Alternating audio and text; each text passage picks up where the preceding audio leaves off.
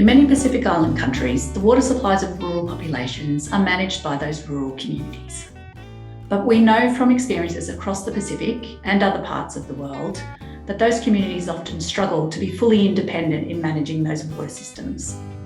They need some form of ongoing support and oversight to ensure that rural populations are able to access safe, sustainable and inclusive water supplies. Our research partnership set out to explore rural community water management in Fiji and the Solomon Islands, and whether the concept of Community Water Management Plus is a useful one to guide improved water management outcomes.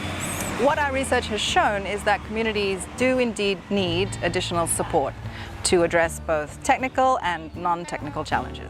Through research and pilot testing, we have developed a range of tools and strategies that governments, civil society, and other enabling actors can use to improve water management outcomes for rural communities. This work, alongside the existing approaches adopted by governments and other enabling actors, and designed to address specific problems observed in many rural communities. The Water is Everyone's Business tools and resources are designed to motivate collective action, to remind everyone they can and should take actions to support the sustainability of their water systems. The series of short Water is Everyone's Business videos use the social marketing approach to motivate interest in water. They're designed to be screened during community engagement activities and followed up with community discussions. The Water is Everyone's Business activities specifically address the involvement of youth and women and of water conservation and other behaviours and actions that everyone can take. We must work together for keeping good water blame. Look after water blame. Time is everyone, every old man, every old Mary, young boy, young girl, or the picking. Everyone must look after good water blame. Everyone business no look after water. Water him blow me everyone na. Waka blow me everyone lo community na.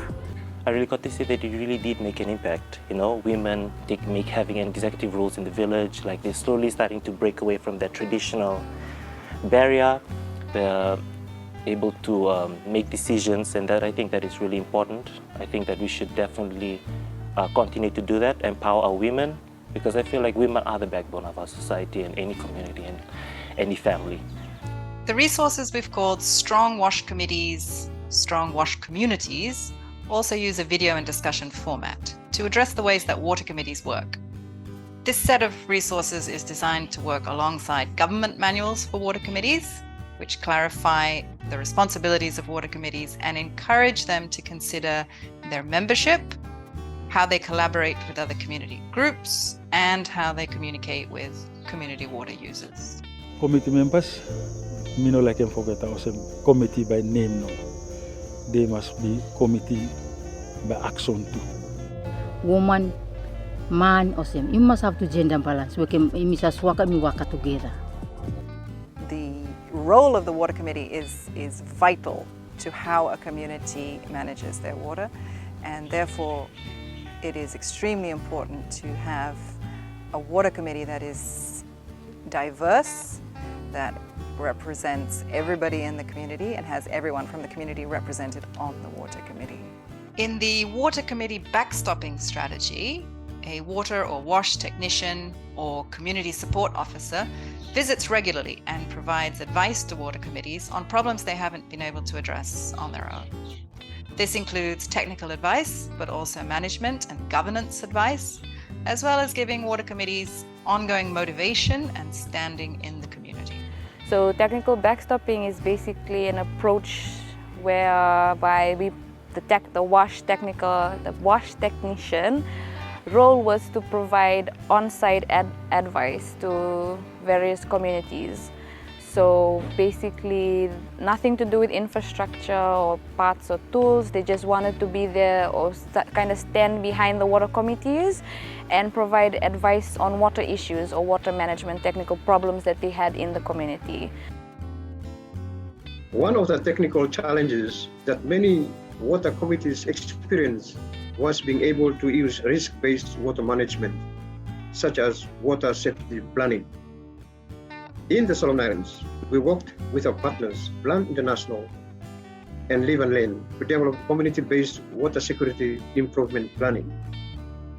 This is a localized version of water safety planning that allows for more effective capacity building of water communities in understanding and managing risks. It's more socially inclusive and encourages immediate behavioral, maintenance, and management actions in addition to infrastructure improvements. In Fiji, we developed some modifications and complementary activities to improve the effectiveness of the government's drinking water safety and security planning approach. Lastly, we offer some guidance on leveraging the social networks that already exist between rural communities and community members that have moved to town or elsewhere.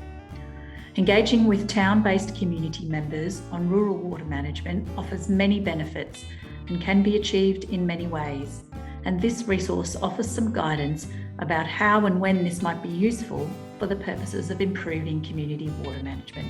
So there's a lot of issues being now brought to light by social media that people in the urban area are using to mobilize support and also to channel that assistance back to the village. So they're using Facebook. For any Indigenous Fijian, no matter where you live in Fiji or outside of Fiji, you are always still regarded as being a member of that village. Okay? Your distance from the village does not affect your membership of that village or of that clan. We hope that enabling actors in the Pacific Island countries find these tools useful. They can be accessed on the project website, where you will also find a community water management compendium of tools. This gives an overview of all these tools, identifying their purpose and with information about the situation in which they might be useful.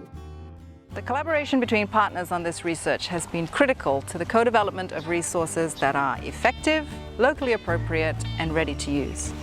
We hope these resources will be used to support continued improvement of policy and practice to achieve inclusive, sustainable, resilient wash services in the Pacific Islands for generations to come.